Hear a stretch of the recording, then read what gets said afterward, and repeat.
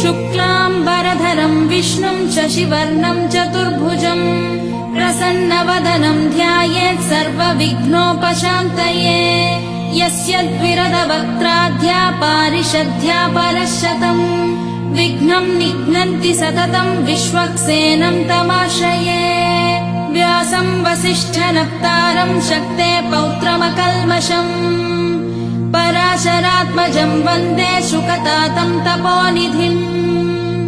व्यासाय विष्णुरूपाय व्यासरूपाय विष्णवे नमो वै ब्रह्मनिधये वासिष्ठाय नमो नमः अविकाराय शुद्धाय नित्याय परमात्मने सदैकरूपरूपाय विष्णवे सर्वजिष्णवे यस्य स्मरणमात्रेण जन्म संसारबन्धनात् विमुच्य